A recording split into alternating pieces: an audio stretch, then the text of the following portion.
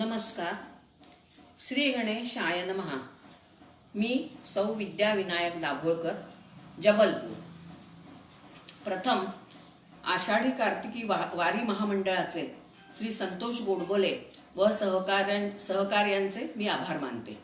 1 September पासून वारी महामंडळाने कविता वाचन हा अभिनव कार्यक्रम सुरू केला आहे. त्याचे आज 27वे पुष्प. बाकीच्या उपक्रमांप्रमाणेच हा उपक्रमही दूरपर्यंत यशस्वीपणे सुरू राहील याची मला खात्री आहे.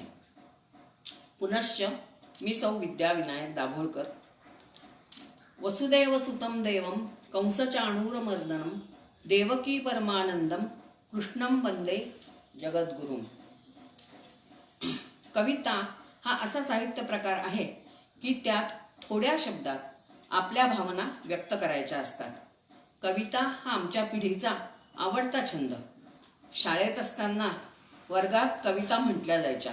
मला माझी ताई म्हणायची, तेव्हापासूनच तिच्या वर्गाच्या कविता पाठ व्हायच्या. मी त्या वर्गात गेले की त्या कविता बघून मला जास्तीच आनंद होत असे.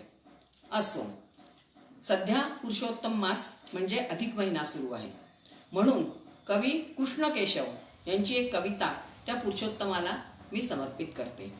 ही कविता आम्हाला प्राथमिक शाळेत होती. कवितेचे शीर्षक उठ गोपाळजी. कवी कृष्ण केशव. उठ गोपाळजी जाई धेनूकडे, पाहती सौंगडे वाट तुझी. लोपली हे निशी मंद झाला शशी, मुनिजन मानसी ध्याती तुझला. भानु उदयाचळी तेज पुंजाळले, विकसती कमळे जळा माझी. धेनुवत्से तुला बाहती माधवा, उठ गा यादवा उशीर झाला.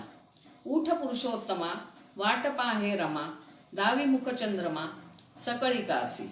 कनकपात्रांतरी दीपरत्ने बरी, ओवाळी ती सुंदरी तुझ लागी.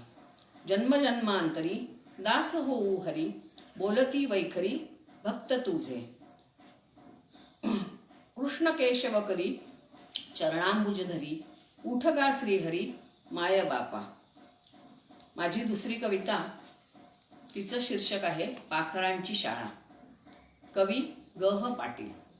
एका लहान मुलाची कल्पना. एक लहान मुलगा पाखरांच्या शाळेला संबोधून या कवितेत व्यक्त झाला आहे. तो आपल्या आईला अनेक प्रश्न विचारतो आहे. पाखरांची शाळा भरे पिंपळावरती, चिमण्यांची पोरे भारी गोंगाट करती. उतरते ऊन जाते टळूनी दुपार, पारावर जसा यांचा भरतो बाजार. 12 खड्या काय आई घोकती अंगणी, उजळणी म्हणती का जमुनी रंगणी. तारेवर झोके घेती बसूनी रांगेत, हुर्रकन इथे तिथे उडती मौजेत. खेळ कर मुले नको कराया अभ्यास, परीक्षेत कान आई भायची नापास. लक्ष यांचे पांगलेले पेरूच्या बागेत, मास्तरच यांना हवे आमुचे रागीट. पावसाळ्यात ही शाळा आमुची न गळे, गळ की ग शाळा यांची भिजती सगळे.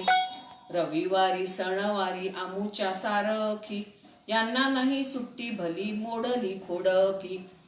ज्यांच्याहून आम्ही आई शहाणे नव्हे का, गप्प शाळेमध्ये कधी धरितो न हे का. होतो पास आम्ही देती दिपोटी बक्षीस, मौज काय सांगू मिळे सुट्टी ही शाळेस. पाखरांच्या शाळेपेक्षा मुलांची शाळा किती वेगळी आहे अशी कल्पना त्या छोट्या बाळाची आहे. आता माझी पुढची कविता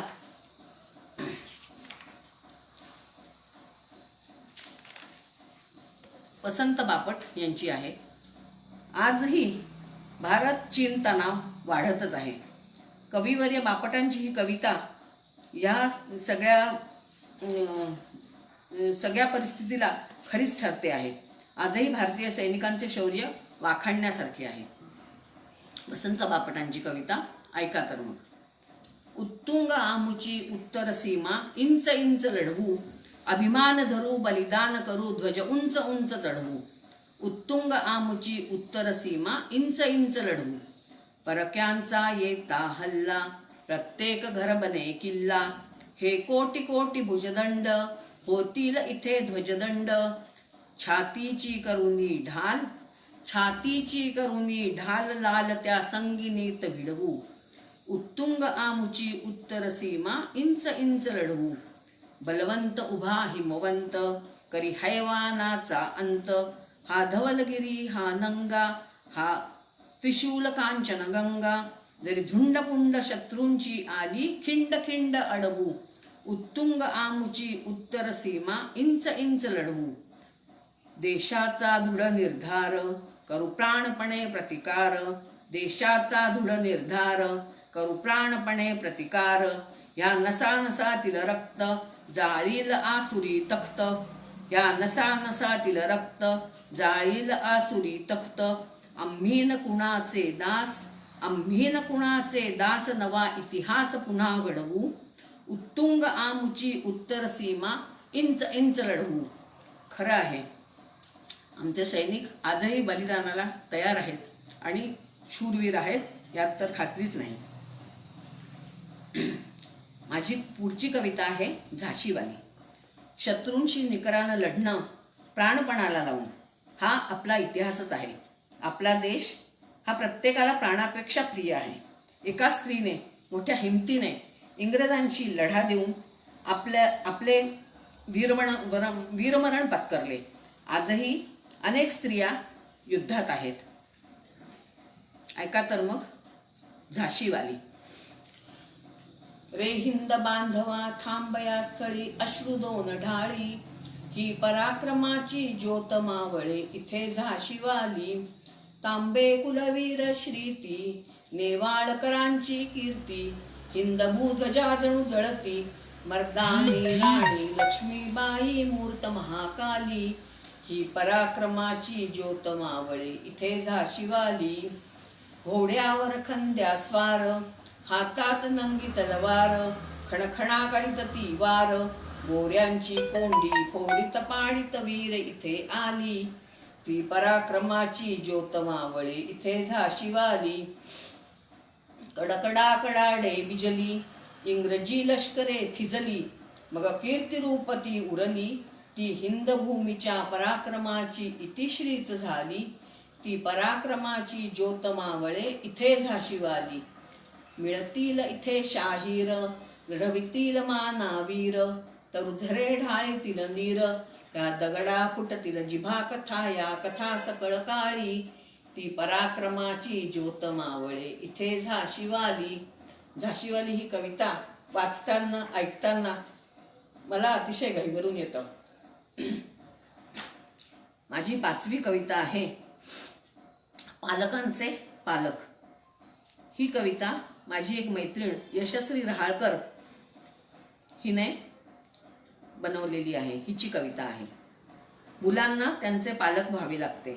म्हातारपणी आई वडील म्हातारे झाले की सासू सासरे म्हातारे झाले की मुलांनाच त्यांचे पालक व्हावे लागते हे सांगणारी ही कविता आहे.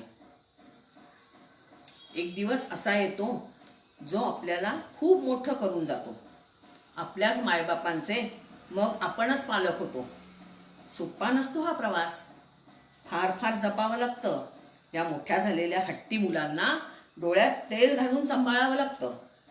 शुगर वाढली की लाडूचा डबा चक्क कुलपात ठेवावा लागतो.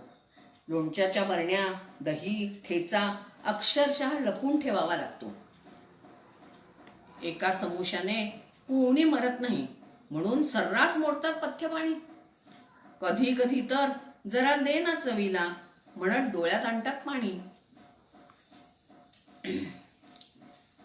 4 पेपर घरात लावा तुम्हाला एकही मिळणार नसतो. घरभर पसरलेल्या या पानांमध्ये मग त्यांचा चष्मा लपून बसतो.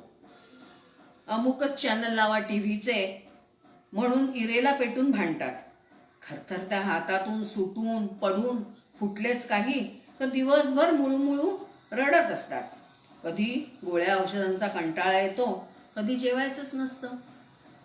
कधी खूप गप्पा मारायच्या असतात पण बोलायलाच कोणी नसतं.